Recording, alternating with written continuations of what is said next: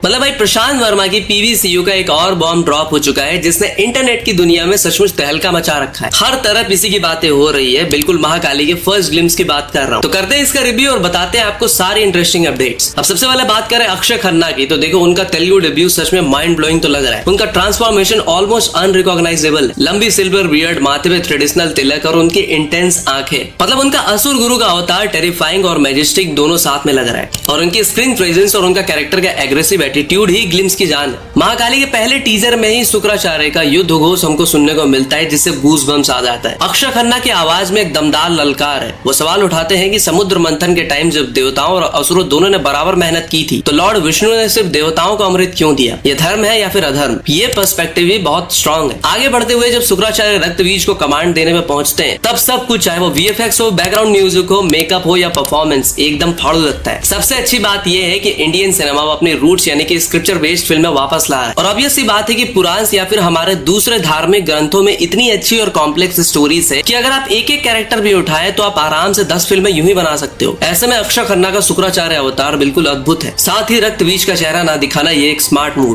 क्योंकि इससे ऑडियंस के अंदर क्यूरियोसिटी बनी रहेगी। श्रेया रेड्डी एज गॉडेस काली, भले उनका अपीयरेंस थोड़ा छोटा हो बट उन्होंने आखिरी फ्रेम में पूरा सो स्टीरियल वाला काम किया है। उनका फीड्स अवतार जहां वो कियोस के बीच एक बच्चे को फीड करते हुए दिखती है, ये विजुअली बहुत ही पावरफुल और चिलिंग लगता है। मतलब रोंगटे खड़े हो जाए ऐसा सीन। इस ग्लिम्स में हमें समुद्र मंथन और देवासुर संग्राम की भी झलक दिखाई जाती है। देखो अगर अक्षय खन्ना ने इस रोल के लिए दृश्यम 3 को रिजेक्ट किया है तो उन्होंने बिल्कुल सही डिसीजन लिया है। सबको पता है कि अक्षय जल्दी कोई स्क्रिप्ट पास नहीं करते। एनडीटीवी की एक रिपोर्ट के अकॉर्डिंग ये रोल उन्हें बहुत ही कॉम्प्लेक्स और मजेदार लगा। हिंदू स्क्रिप्चर्स के हिसाब से शुक्राचार्य कोई इविल या फिर नेगेटिव इंसान नहीं थे, बल्कि एक बहुत ही नॉलेजेबल ऋषि थे। उनका काम मरे हुए असुरों को जिंदा करना था, जबकि महाकाली का काम असुरों की सेना को खत्म करना। तो अक्षय खन्ना को ये मिसअंडरस्टूड और एक ग्रे एंड डीप कैरेक्टर बहुत पसंद आया, इसलिए उन्होंने इस फिल्म के लिए हामी भरी। वैसे आपको ये ग्लिम्स कैसा लगा कमेंट में बताना। 5 आउट ऑफ कितना रेट करके जाना।